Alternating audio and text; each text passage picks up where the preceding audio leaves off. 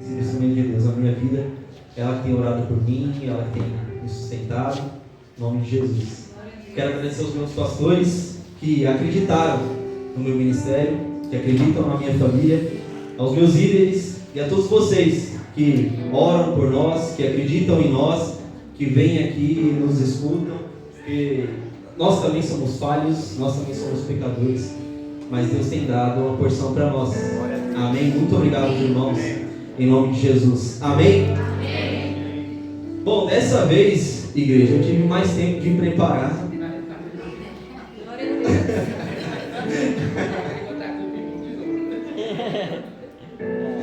Graças a Deus eu tive mais tempo. E essa mensagem Deus já me deu há algum tempo. E quando eu tive a oportunidade, me lembrei dela. E queria compartilhar com os irmãos. E aqui também já é um motivo das minhas orações. É por isso que eu oro todos os dias. É isso que eu peço ao Senhor, porque se a gente não orar, se a gente não buscar o Senhor, não dedicar tempo a Ele, qual é o sentido da vida para nós se nós não buscarmos o Senhor? Amém? Então, o tema dessa mensagem é descobrindo o nosso propósito. Por que você está aqui? Você já parou para pensar? Por que Deus te deu vida? Por que você acordou hoje? Várias pessoas não acordaram hoje, mas você acordou. Deus te deu mais uma oportunidade. Amém? Vamos ler Colossenses capítulo 1, versículo 9. Deus seja louvado.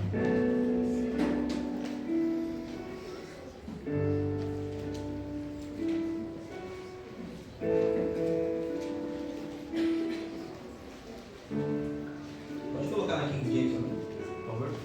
Em nome de Jesus. Igreja, não tem como subir aqui e não ficar nervoso. Amém? Amém. Vamos lá, Colossenses 1,9 diz assim: por esse motivo também nós, desde o momento em que soubemos esse fato, igualmente não deixamos de orar por vós e de suplicar que sejais cheios do pleno conhecimento da vontade de Deus, com toda sabedoria e entendimento espiritual. Próximo. E tudo isso com o propósito de que possais viver de modo digno do Senhor, agradando-lhe plenamente, frutificando em toda boa obra, crescendo no conhecimento de Deus. Próximo. Sendo fortalecidos com todo o poder, segundo a maravilhosa força de sua glória, para que com alegria tenhais absoluta constância e firmeza de ânimo. Próximo. Dando graças ao Pai, que nos tornou dignos de participar da herança dos santos no reino da luz. Amém? Você pode aplaudir o Senhor por essa palavra?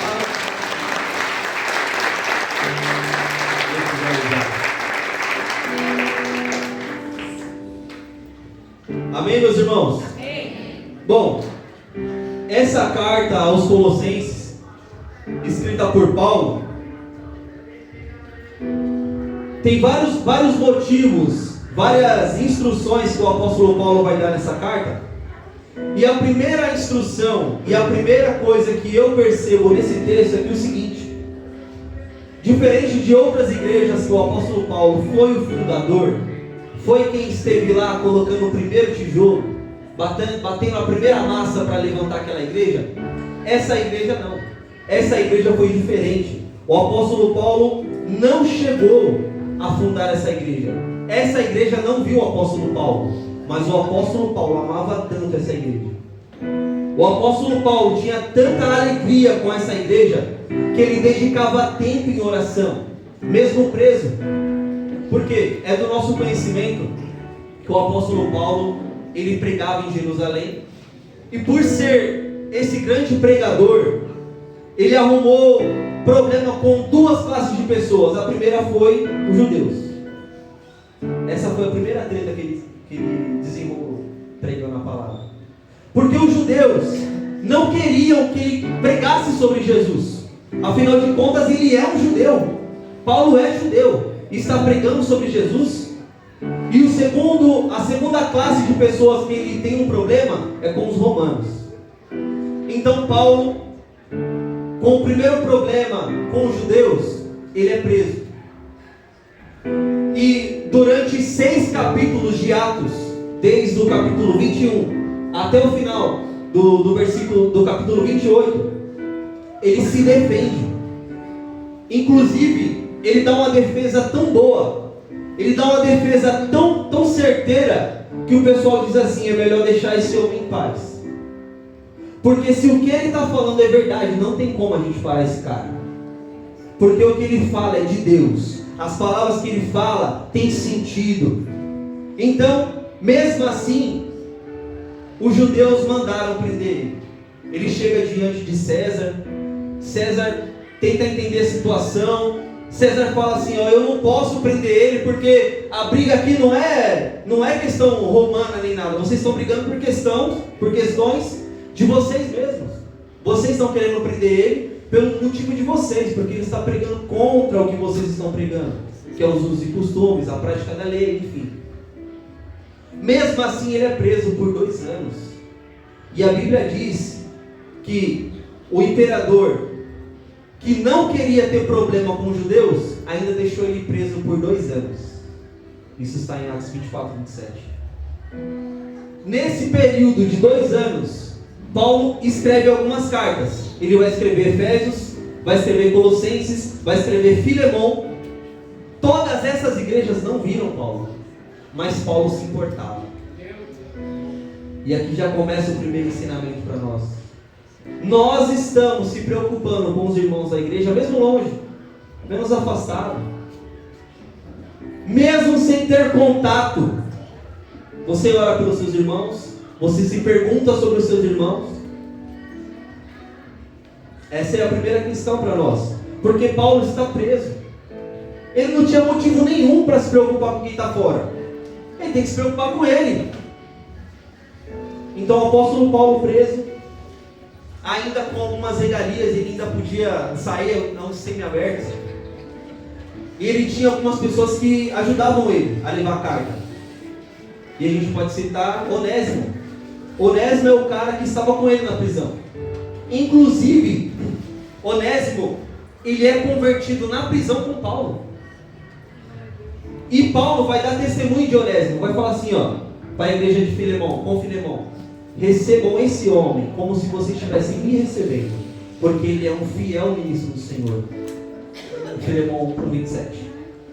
Então, Paulo tinha essa pessoa para levar a carta. Tinha essa pessoa para fazer esse intercâmbio. Ele escrevia a carta e alguém levava. É tanto que a gente tem um personagem muito importante nesse texto, que é Epáfras. Epáfras também foi um dos amigos de Paulo. E segundo a história, diziam que até foi ele quem fundou a igreja, com os ensinamentos de Paulo. E já com esse entendimento, já com esse pensamento de que Paulo ouvia dos irmãos, como a gente vê no primeiro versículo de Colossenses, Paulo, mesmo dentro da prisão, e tinha essas pessoas para fazer esse intercâmbio para ele ouviu do amor e da paixão que os colossenses tinham. Paulo ouviu que essa igreja, mesmo sem tê-lo visto pessoalmente, acreditava nos ensinamentos dele, acreditava que o que ele falava era de Deus, acreditava que o que ele falava era da vontade de Deus. E quem foi Paulo? Paulo tem um currículo muito grande, irmão. Paulo tem um currículo muito grande, e talvez seja por isso que a igreja de Colosso ouvia tanto as vozes dele. Porque quem foi Paulo? Paulo era um cidadão judeu, romano. A história diz que o pai dele era romano, o pai dele era judeu e a mãe dele era romana. Ele foi um cara ensinado aos pés de Gamaliel, e quem fala isso não é história, é ele que diz. Ele diz: eu fui ensinado em toda a lei por Gamaliel, no capítulo 22 de Atos. Eu fui ensinado em todas as leis dos judeus, eu segui risca a risca. E talvez por esse currículo, a igreja de Colossos entendeu que ele era um homem de Deus, entendeu que ele não falava da boca para fora, ele não falava o que vinha na cabeça dele. É tanto que quando ele está sendo julgado em Roma, chega uma parte lá que o imperador Félix vê ele falando, vê ele pregando, ele falando de Jesus, falando que Jesus morreu e ressuscitou. Chega uma hora que a Bíblia diz que ele, tremendo, em choque, pediu para Paulo parar de pregar. Pensa na eloquência desse cara. Pensa no quanto que ele falava e o povo simplesmente parava para ouvi-lo, porque ele não falava aquilo que vinha da boca para fora, não, ele falava as palavras de Deus. Por isso ele foi um homem tão inspirado, um homem tão cheio da presença de Deus. Paulo escreve ensinando a igreja contra os falsos ensinamentos daquela época. Porque naquela época o pessoal dizia assim: em Jesus não está toda a divindade de Deus. Jesus não é Deus. E aí Paulo vai rasgar o coração dele e vai dizer assim: em Jesus vive corporalmente toda a plenitude de Deus. Em Jesus, meu Deus. Aleluia. Será que você hoje tem coragem de defender a sua fé como Paulo defendia a sua fé? Aleluia. Quando alguém dizer assim: ó, Jesus não é Deus, o que você faz? O que você fala? Paulo enfrentou, Paulo foi contra, Paulo foi firme nas palavras dele. Os homens diziam assim: vocês não podem comer, vocês não podem beber. E Paulo estava dizendo: por que eu não posso comer e beber?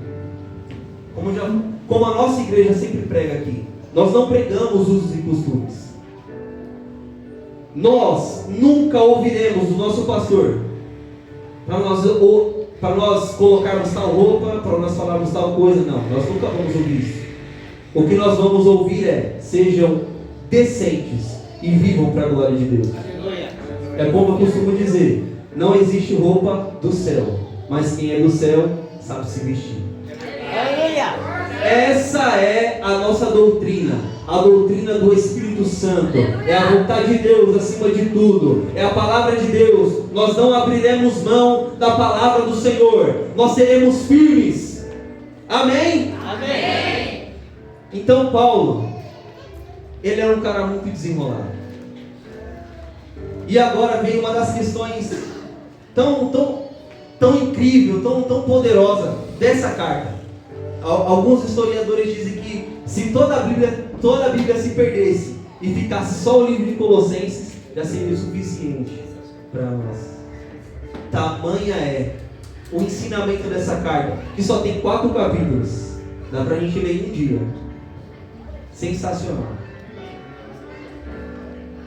O apóstolo Paulo, meus irmãos, é uma das figuras mais interessantes desse mundo de doutrina, de ensinamento. Imagina a igreja de Colossos, meu Deus, nunca viu esse homem. Diferente da igreja de Corinto que viu esse cara. Diferente da igreja da Galácia que viu esse cara. Imagina o anseio da igreja de ver esse homem. Mas infelizmente, não foi da vontade de Deus que esse homem aparecesse naquele lugar. Mas Paulo estava lá em espírito. Paulo estava lá orando, intercedendo e, mesmo distante, sabendo de tudo que acontecia lá. É por isso que ele ensina, é por isso que ele escreve essa carta. Amém? Para contextualizar, para entrar na mensagem, Paulo ele vai fazer uma oração pelos irmãos. E eu confesso que esse tem sido um dos motivos das minhas orações nesses últimos 5 anos, que foi quando eu parei para entender esse texto dessa forma. Porque a gente lê o texto bíblico corrido, né? Vou ler aqui porque eu tenho que ler um capítulo por dia. Mas não, para um pouco, versículo por versículo, letra por letra. E aí foi quando o Senhor falou dessa forma comigo. E olha só os motivos de oração que o apóstolo Paulo vai interceder a Deus pela igreja de Colossos. Primeiro, que vocês sejam cheios do pleno conhecimento da vontade de Deus. Meus irmãos, faz quanto tempo que você não ora assim: Senhor, qual é a sua vontade para mim? Você já descobriu qual é a vontade de Deus para a sua vida? Você já parou para pensar: o que eu estou fazendo aqui? Qual é o meu propósito? Por que eu ainda estou nessa igreja?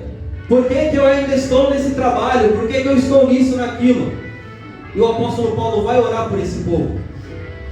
E uma das vontades de Deus para nós é o relacionamento. Diga, relacionamento. Deus quer se relacionar com você. Deus quer ter intimidade com você. Deus quer te encontrar, meus irmãos.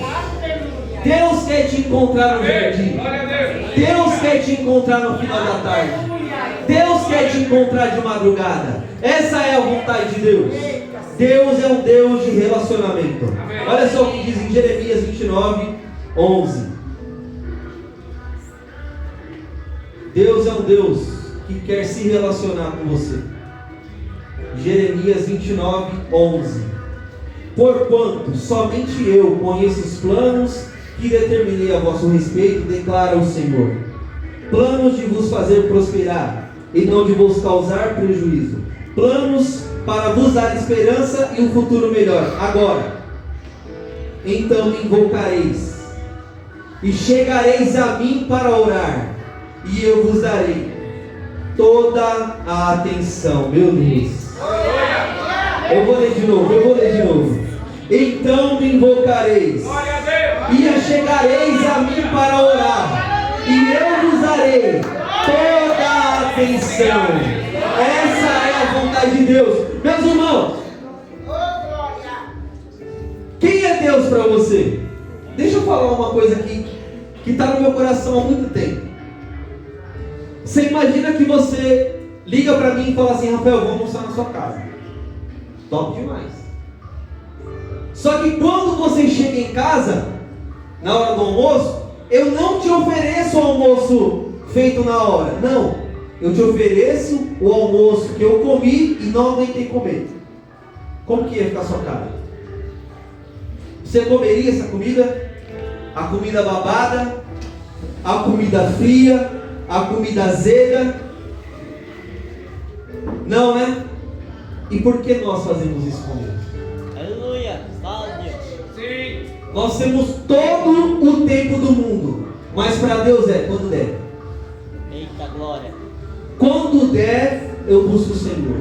Eita Deus. Eu fiz um monte de coisa hoje, Senhor.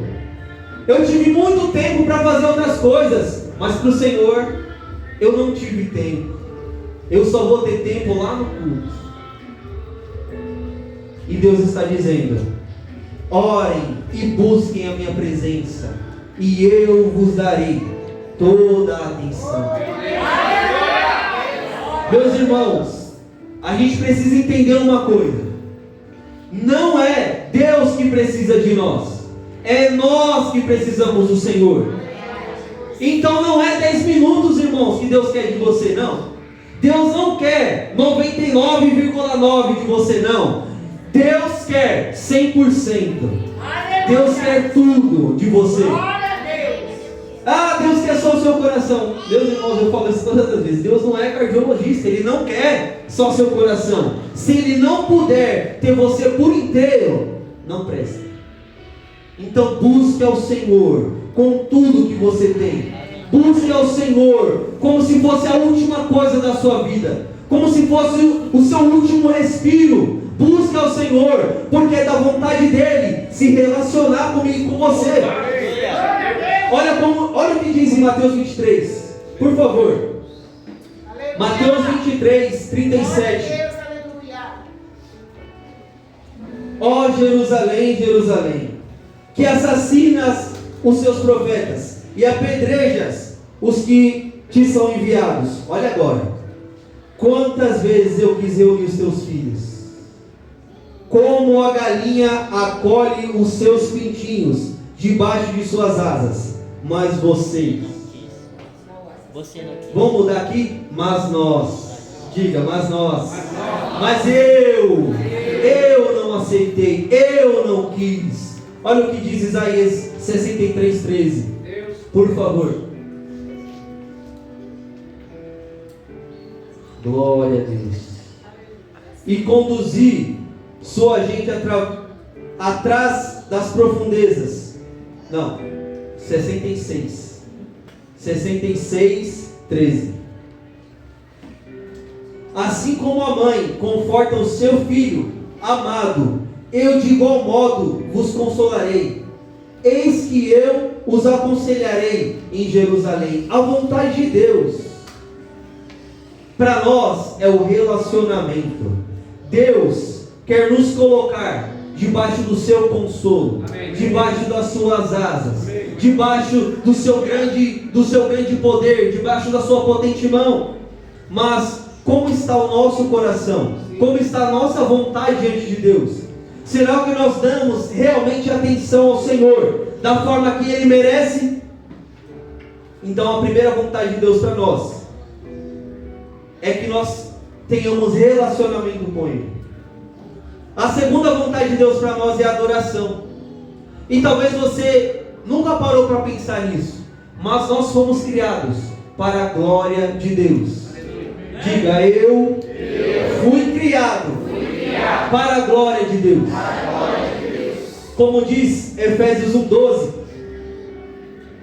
Efésios 1:12 vai dizer que nós fomos criados para o louvor da glória de Deus. Amém. Meus irmãos, como está a nossa adoração? Eu falo isso para minha esposa. Eu tenho uma ministra de louvor em casa. E eu falo para minha esposa: Deus te deu uma voz, Deus te deu uma posição que a gente não pode negligenciar, porque a Bíblia diz, olha como que é poderoso. Salomão vai edificar um templo, o maior templo que esse mundo já viu. Enquanto ele falava, nada acontecia. Pastor, enquanto o Salomão falava, nada acontecia no templo. Mas quando começou a tocar o louvor, Eita glória! quando os filhos de Corá começou a cantar o louvor, meu Deus, Eita glória! enquanto a adoração subia, a presença de Deus descia no templo. E a Bíblia diz que quando o louvor começou e Deus desceu, quem estava dentro não saía, quem estava fora não conseguia entrar, porque tamanha era a presença de Deus. A Bíblia diz que Deus habita em meio aos louvores. Deus se manifesta, meus irmãos, através da adoração. E eu falo para minha esposa, eu falo para ela porque ela é minha esposa. Enquanto ela me cobra de pregar uma palavra, eu cobro ela do louvor. Se entregue ao Senhor na adoração. Se entregue ao Senhor na adoração. Não entregue.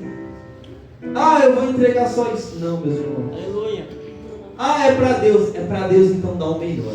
Eita glória! Porque nós somos criados para adorar esse Senhor. Nós somos criados para a glória dele. Isaías 43:7, por favor. Nós somos chamados para adorar o Senhor.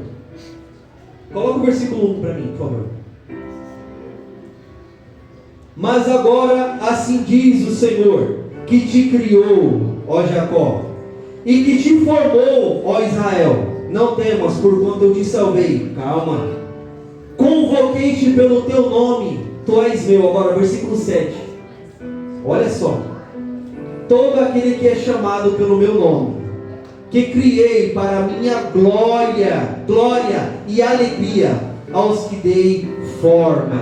Deus te chama hoje pelo nome.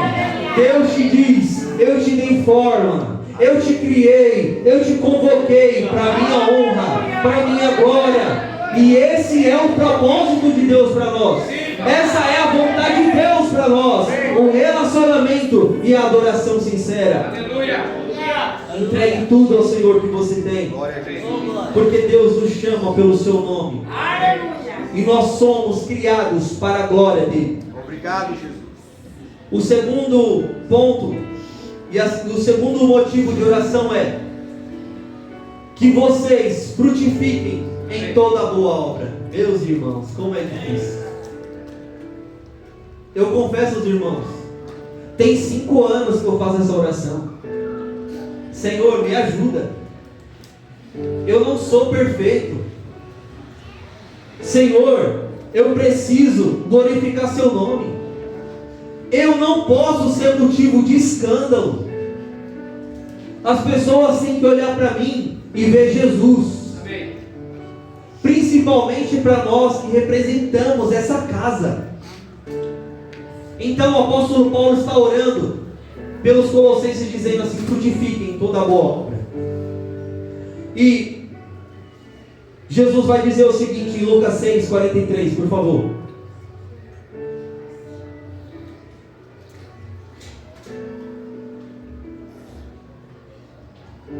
Não existe árvore boa produzindo mau fruto, nem inversamente, uma árvore má produzindo bom fruto. Próximo.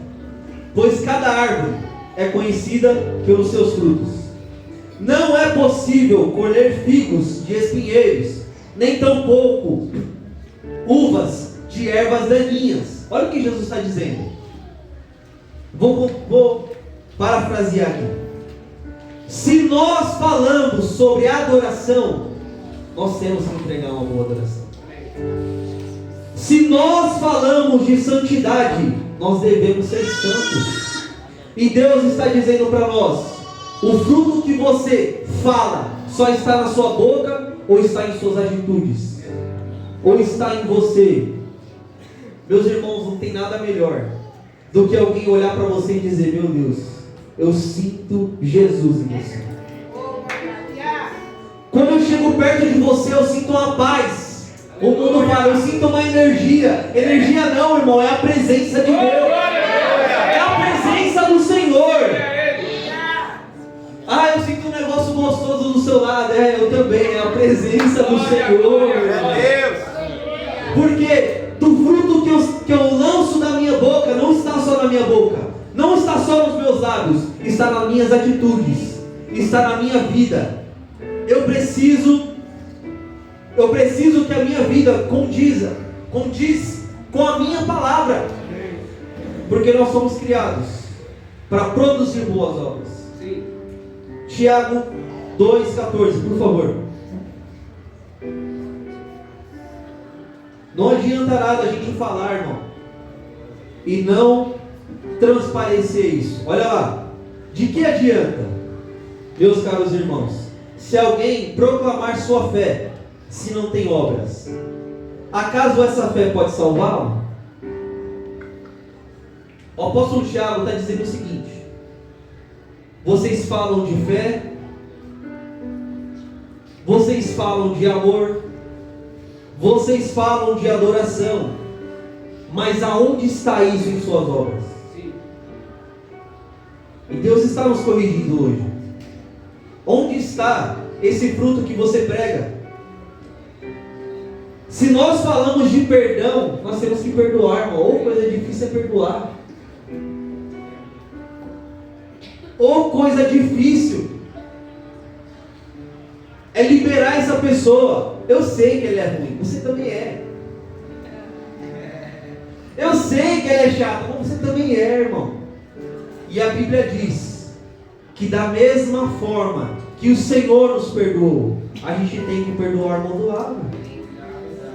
Então talvez você faça agora uma análise de você, uma análise na sua cuca, e diga assim: Senhor, preciso liberar fulano, preciso liberar ciclano. Afinal de contas, eu falo de perdão no GC, eu falo de perdão lá nos meus status do WhatsApp, que a gente vê, tá, irmão? A gente tem todo mundo aqui no status. A gente vê as mensagens de perdão. E aonde está isso? No seu coração, nas suas atitudes. Deus está nos corrigindo. Deus quer um posicionamento de nós. Deus quer que nós vivamos uma vida santa e agradável a Ele. Porque, irmãos, todas as vezes que você não perdoa alguém, principalmente a mágoa, A pessoa que te magoou, irmão, está muito bem. Tá vivendo. Está vivendo. Quem está se estragando é você. Porque ela não está ligando. Então hoje Deus está falando para nós, libera. Pode liberar essa pessoa. Libera essa pessoa e diga, deixa ela prosperar, Senhor. Ela está liberada, Pai, em nome de Jesus. O meu coração está limpo. Eu não quero carregar essa pessoa, eu não quero dormir mais com essa pessoa. Eu não quero mais carregar esse fardo com essa pessoa. Senhor, eu libero, em nome de Jesus. E Deus vai te renovar. E Deus vai te exaltar. Deus vai te dar força. Deus vai te levantar, meus irmãos. E o segundo ponto, aliás, o terceiro ponto, que Paulo ora é que vocês cresçam no pleno conhecimento de Deus. Primeiro Paulo ora e diz assim: Senhor, revela a sua vontade para eles. Agora Paulo está orando e dizendo assim: Senhor, se revela para eles. Amém. Porque se nós já entendemos a vontade de Deus, se nós já frutificamos em toda boa obra, para quem estamos frutificando? E o apóstolo Paulo está orando exatamente por isso, dizendo assim: Senhor, se revela para eles quem o Senhor é. Mostra para eles, Pai. Mostra para eles, Pai, quem o Senhor é. Mostra para eles, Pai, que o Senhor é onipotente, Pai. Que o Senhor é eterno. Que o Senhor não precisa de ninguém, Pai, para ser Deus. Coloca para mim Jó 38, por favor. Meu Deus. Jó, ele vai questionar o Senhor. E a pancada que ele recebe não é uma palavra, é uma pancada, irmão. É uma surra bem dada. É uma surra que Deus dá em Jó, que é o seguinte: então, eis que Deus respondeu, meu Deus.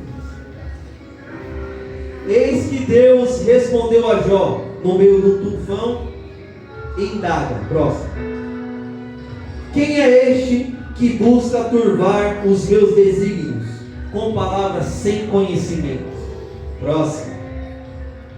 Agora, pois, prepara-te como homem, porquanto eu te questionarei, e tu me responderás. Olha só, Paulo orou e falou: Senhor, se revela para ele, se revela para esse povo. Só que nós já temos essa resposta, nós já sabemos quem é esse Deus. Esse Deus é eterno, esse Deus é poderoso. Olha lá, onde estava tu quando eu lancei os alicerces da terra? Conta-me, se é que tens verdadeiro entendimento. Próximo. Quem determinou os limites da dimensão da terra? Meus irmãos, vocês não estão entendendo. Eita glória. Era para você estar glorificando aqui agora, Aleluia. porque Deus está se revelando, irmão. Olha lá, talvez tenhas essa resposta. Ou quem estendeu sobre a face da terra o cordel, a linha de medir? Próximo. E quanto aos seus fundamentos, meu Deus, sabe como que eu imagino? Aleluia. Meu Aleluia. Deus, sabe como que eu imagino esse texto? Jó está sentado e Deus, meu Deus, Deus está passando na frente de Jó e falando: Jó, onde você estava quando eu fiz isso? Eita glória. Onde você estava, Jó, quando eu lancei os fundamentos da terra? Glória a Deus. Onde você estava, Jó? Onde você estava? Eu sou eterno, eu sou santo, eu sou onipresente, eu sou onisciente. Olha lá, enquanto os seus fundamentos, sobre o que foram assentados, e quem colocou a angular, a pedra fundamental? Próximo. Enquanto aos seus luzeiros matinos, como a alva, juntos cantavam, e todos os anjos, filhos de Deus, bradavam de júbilo. Próximo. Ou ainda, quem represou o mar e estabeleceu-lhe portas, quando este irrompeu do vento materno? Próximo. Quando vesti de nuvens e densa escuridão o envolvi? Próximo.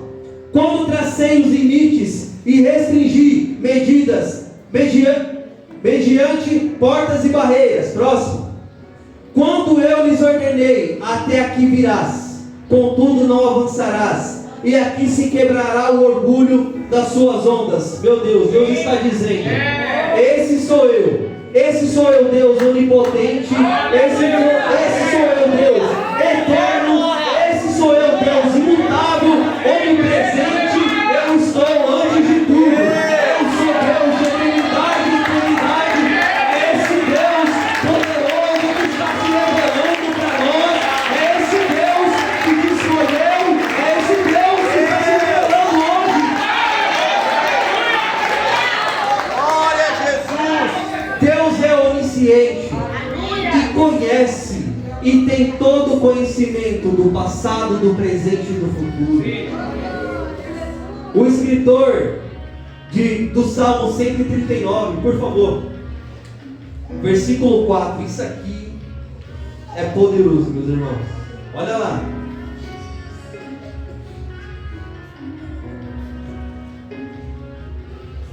Porquanto a palavra ainda não chegou na minha língua, e tu, ó Eterno, já conhece completamente. Amém, aleluia.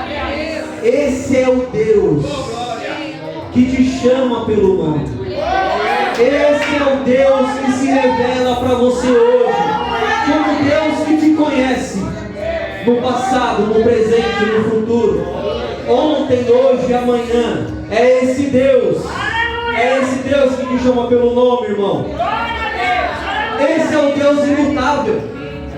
Isso quer dizer que as circunstâncias não mudam Deus. Deus é eterno. Deus é o mesmo ontem, hoje e eternamente. Deus é autoexistente, meus irmãos. Deus não precisa de ninguém para existir. Deus não precisa que você declare Ele como Deus. Não, Ele já é Deus. Coloca para mim Colossenses 1:17, por favor. Que às vezes a gente inverte as coisas. Deus vive por causa de mim. Não. Coloca aí. Eita glória.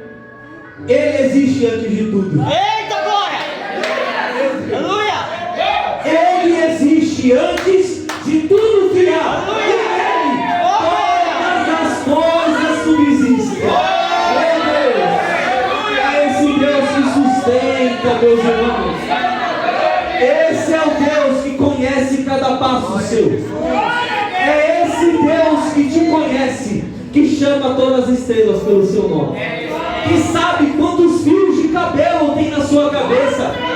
É esse Deus que não precisa de ninguém. Ele se sustenta, Ele é forte, Ele é poderoso, Ele é digno de toda honra, de toda glória, meus irmãos. Louvado seja Deus! E Paulo está dizendo: Senhor, se revela para esse povo. Aleluia. Essa tem sido a minha oração, meus irmãos, por vários e vários anos.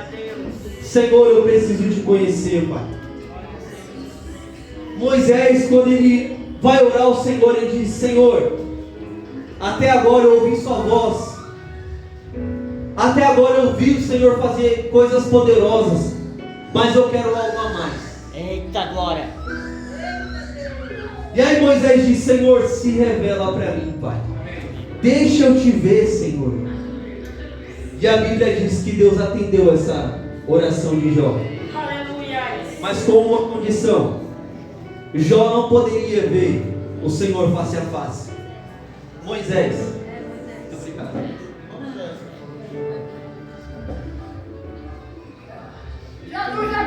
Aleluia! Moisés não poderia ver o Senhor face a face, porque Moisés seria consumido por tamanha glória. Porque uma das qualidades do Senhor, um dos atributos do Senhor é a santidade. E a Bíblia diz em Jó 15:15 que nem os céus são puros aos seus olhos. E esse Moisés está orando: Senhor, se revela. E quando Deus decide atender essa oração, Moisés ele não vê a face de Deus, ele vê a bondade de Deus, ele vê a fidelidade de Deus, ele vê a misericórdia de Deus. Isso é Deus se revelando. Isso é Deus mostrando o seu poder. Isso é Deus se revelando para o povo. Isso é Deus mostrando para nós que há muito mais do que só conhecer a vontade de Deus. É conhecer o Senhor. É estar com Ele acima de todas as coisas. Deus é justiça. João 19. 1 João 1,19. Final já. Deus é justiça. 1 João 1,9. Glória a Deus.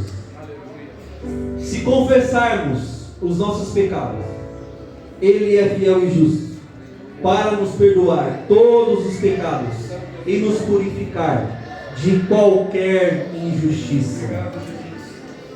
E aqui, meus irmãos, aqui é o centro do Evangelho. Aqui está o fundamento da nossa fé. É de que um dia o Senhor nos purificará do nosso pecado. E talvez você nunca tenha parado para pensar dessa forma, que Deus é justiça desse jeito. Deus condenou em Jesus os nossos pecados e transferiu a justiça de Jesus para nós. Por isso que Deus é justo. Ele aplacou a sua ira em Jesus e nos fez justos nele. Então Deus é justiça. Deus é misericórdia. Glória a Deus. Deus é um Deus que se revela e liberta o povo dos seus pecados, das suas falhas, se revelando como Deus misericordioso. Gênesis 6:8, por favor.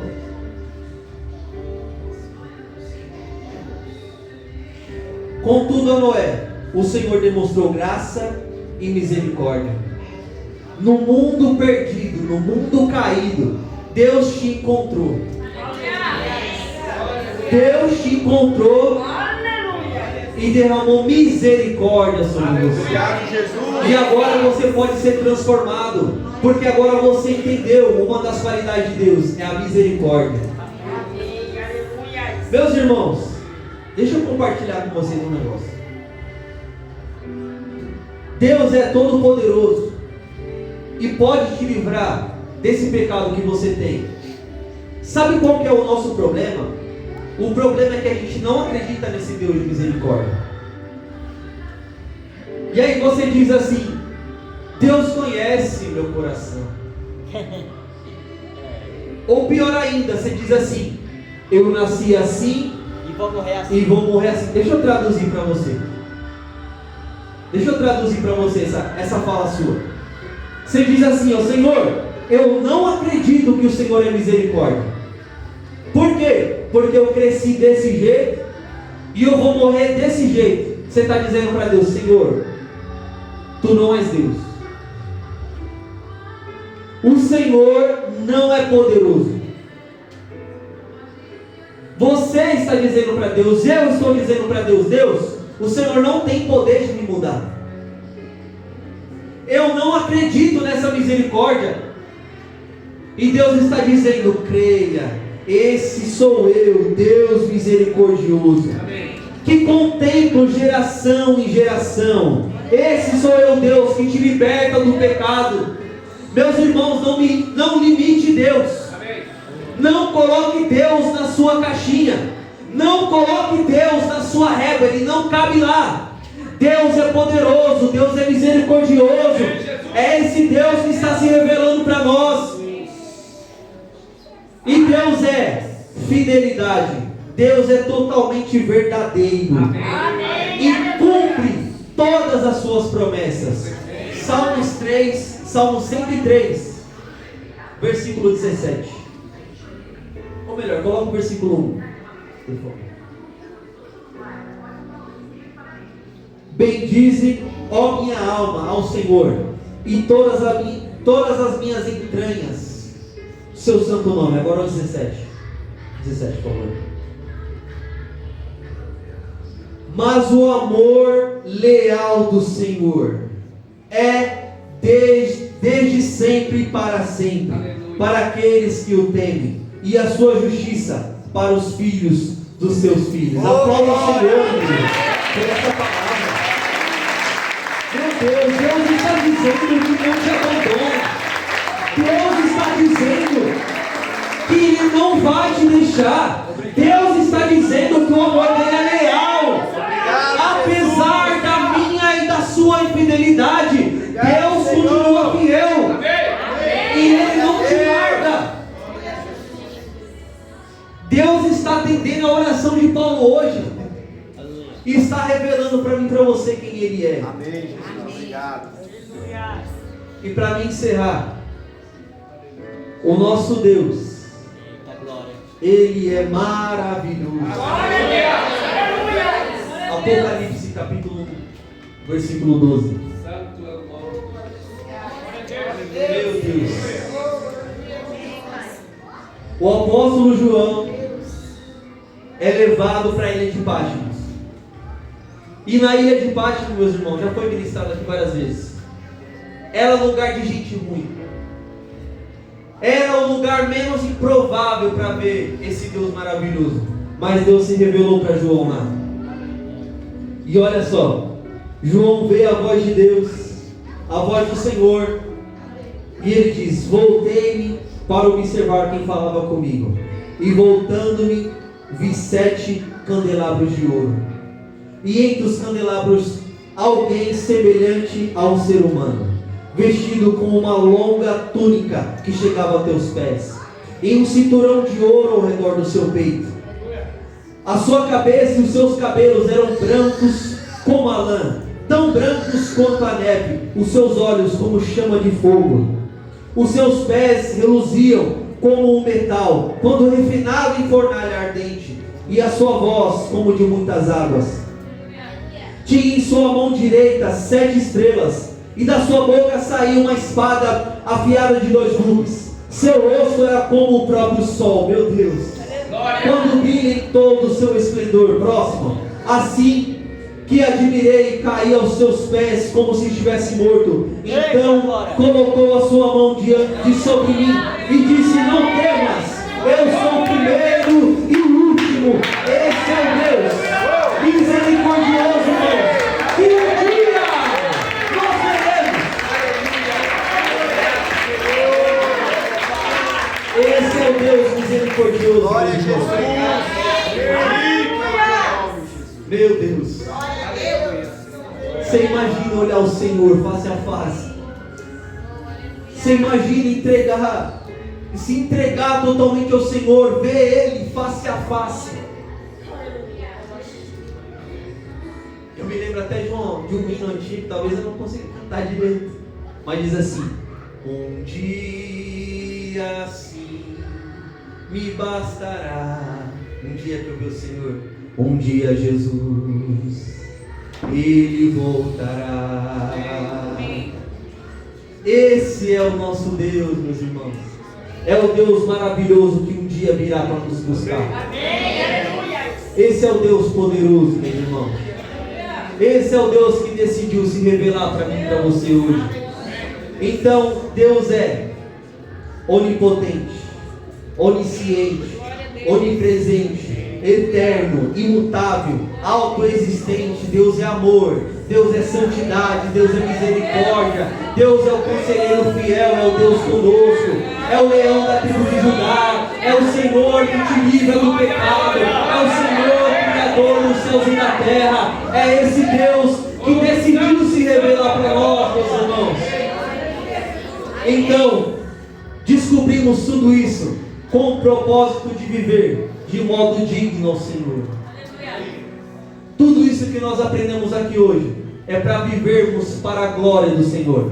É para vivermos para a sua honra e para a sua glória. Amém, meus irmãos? Amém. Deus me deu essa palavra há um tempo atrás. Para mim foi de grande valia. Foi uma das mensagens que eu mais me encantei. Porque a gente fica tão acostumado com palavras prontas, com discursos prontos. E quando Deus te dá uma palavra, algo novo que para mim eu nunca tinha visto, é sensacional. É ser renovado. Quando você está caído, Deus te manda uma palavra dessa, irmão. Meu Deus, eu tenho tem como ficar desanimado. Não tem como continuar caído. Não tem como. Deus está revelando a sua vontade para nós. Deus está se revelando para nós. Deus está dizendo que nós somos criados para a sua glória. Nós somos criados para adorá-lo. Nós somos criados para viver em toda boa obra. E nós somos criados para ver de perto esse Deus. Amém, aleluia. Amém, meus irmãos? Que Deus continue nos abençoando. Que Deus continue derramando chuva de bênção sobre nós. Que Deus continue se revelando. E que a gente continue com essa vontade de buscar Deus. Amém, Com esse aleluia. prazer de buscar o Senhor. Meus irmãos, não deixem de buscar o Senhor. Como foi ministrado no louvor, Deus acendeu uma chama em nós, meus irmãos. Nós só precisamos manter ela Aleluia. até que o Senhor venha, até que o Senhor nos permita ser tirado desse corpo terreno e nos fazer a sua imagem, a sua semelhança, com um corpo glorificado, onde não há mais pecado, onde não há mais tristeza, onde não há mais choro, na presença dEle. Em nome de Jesus. Amém? Eu queria orar. Você pode se levantar, colocar a mão no seu coração Glória a Deus. e pedir que o Senhor te ensine mais e mais. Amém, Senhor. Obrigado, Jesus.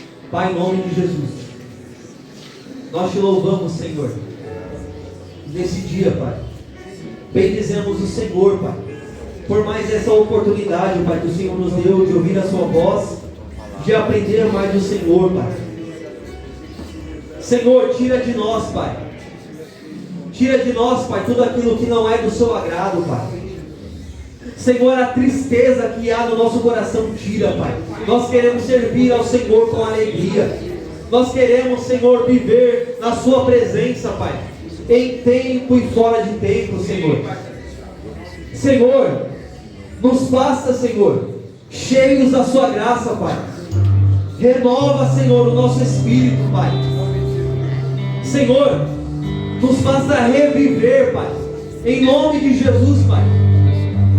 Pai, nós queremos, Pai, nascer de novo, Pai.